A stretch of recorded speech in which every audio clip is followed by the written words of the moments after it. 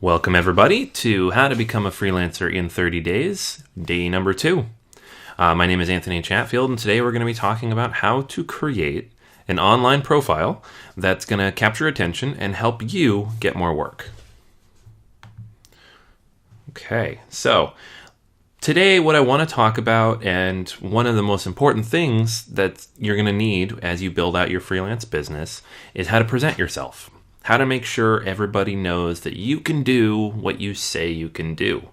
A lot of this is going to be done on third-party websites where you're going to have to build a profile and build a portfolio and show people all the awesome stuff that you say you're going to be able to do for them.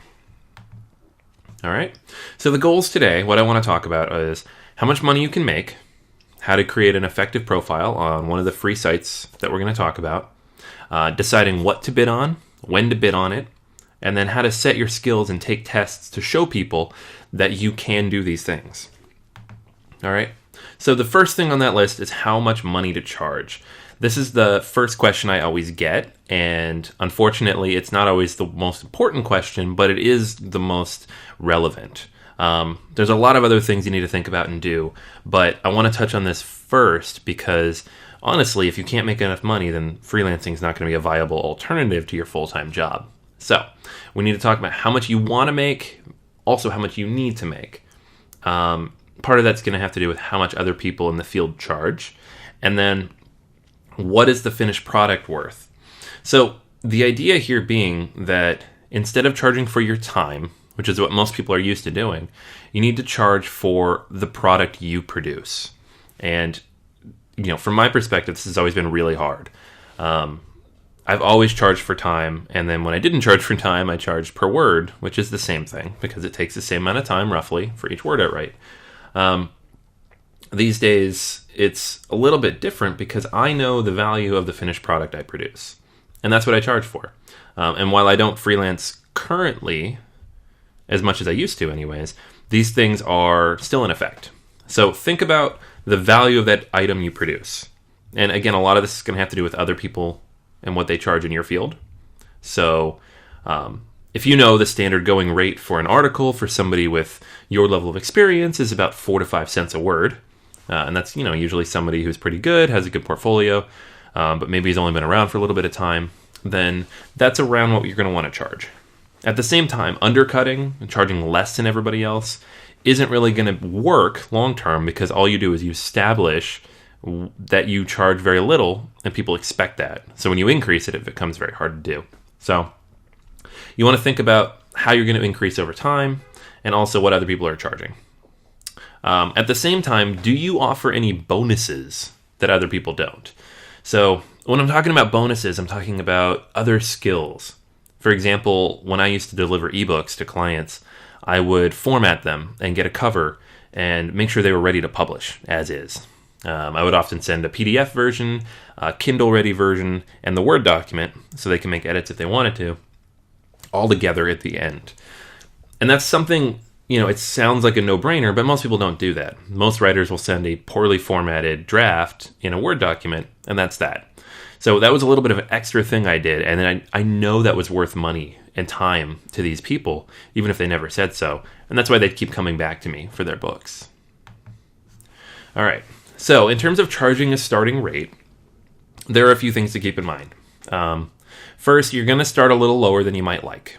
So, we just talked about how you need to sit down and figure out how much you need to make and what it'll take to actually become full-time at this. You might have to start a little below that. And that's just because as you get going, you have no proof that you can do this. Once you've done a couple projects and shown people that you know what you're doing, it becomes a lot easier to increase that rate rather quickly. At the same time, you have to be realistic. So you don't want to be that guy who comes on and charges, a quarter of what everybody else charges. Yes, you're going to get a lot of work, but first off, you're going to get the wrong kind of work. You're going to get it from people who don't value what you do. And second off, you're never going to be able to scale that to the point where you can actually do this full time and make money at it. So you have to be realistic. Find what the minimum amount you need to make is to survive if you were to quit your job, and start there. All right. And the next thing you can do to make sure that you're charging the right amount is to find someone comparable in your niche and compare rates. So you can either look on Elance and see what people are charging, or you can submit a request for proposal of your own, or you can just go to a forum and ask.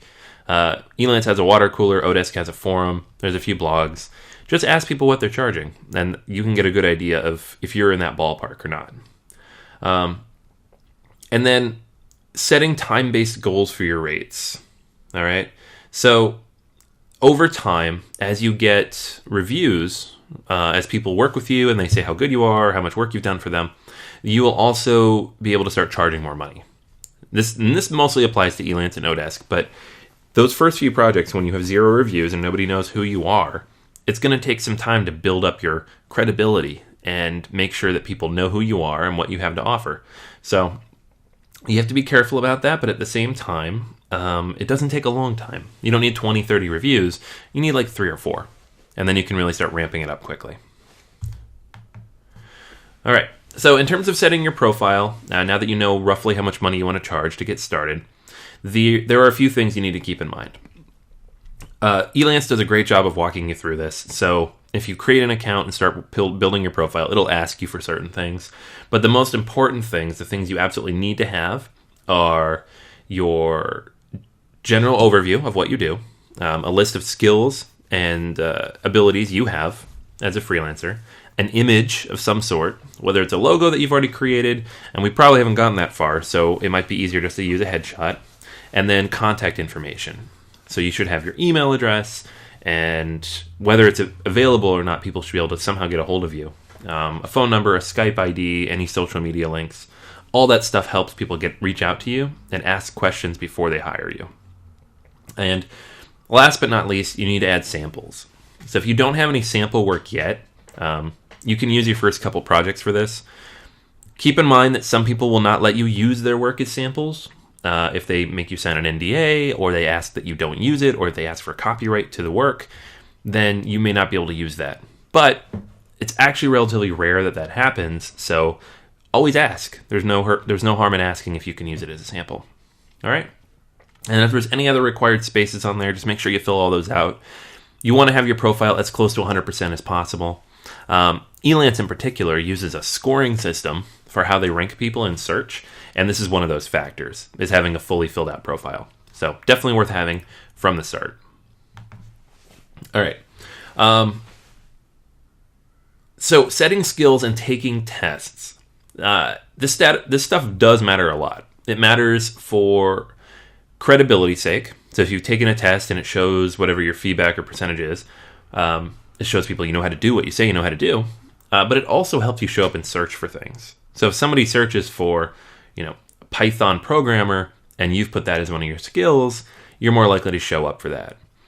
At the same time, something like 60 to 70% of project owners will check these stats. They will see how you've ranked in those different areas and what your skills are. It's just part of the vetting process. If you are a business owner and you post a project and you get 30 bids, you need some way to start breaking people down. The reviews they have will be one of the first things they look at as the price. But from there on, if everybody's equal, they're going to look at skills and portfolio and all that stuff. So you need to have it all done. You just make it that much easier to hire you if you do. Feedback is going to be really important. For me, the minimum threshold on feedback is about a 4.5. You don't need a perfect 5, but you do need to make sure you don't have any iffy reviews in there. So just do an amazing job early. Most people will give you a good review. If somebody doesn't, don't hesitate to ask them to fix it. What can I do for you to make sure this is right and I can get this number bumped up a little bit? This is my income, but at the same time, I want to make sure you're happy. All right. And then take your tests that Elance provides. Odesk also provides these tests. There are hundreds of them. Some of them are basic, like English grammar and different types of software. Some of them are much more complicated, just to prove you know what you say you know. But they're well worth taking. They each take like 10 to 15 minutes, so it's worth doing.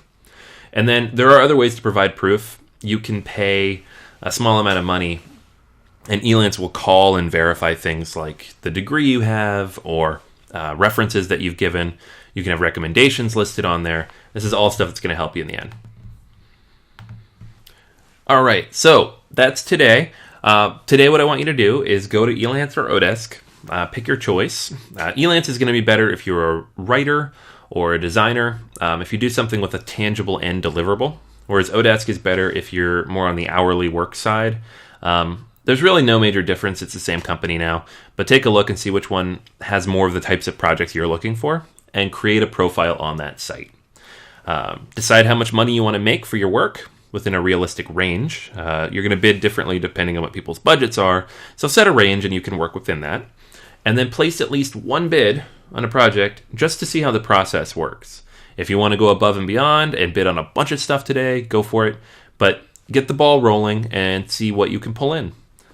Keep in mind that these sites do charge for bidding. At least in the Elance side, they will charge for everything after a certain number of bids. They do have a free profile, so you can start with that. But if you really want to jump in head first and do a ton of bidding right away, you will at some point have to pay for a membership. Finally, set up tracking tools for other RSS-based sites to get work. We'll go through this in a little bit in about a week or so. There's a lot of different websites that offer job boards or skill-specific opportunities. If you are going to start using those, which you should, now's the time to start finding a tracking tool like Feedly or even just keeping track of it in Evernote or a reading tool such as the one that the Mac offers to save later for your phone. Those are going to make it easier to find jobs later on. All right, so that's today. Just get familiar with those, get it underway. In the next couple days, we'll start bidding. And until then, this is Anthony.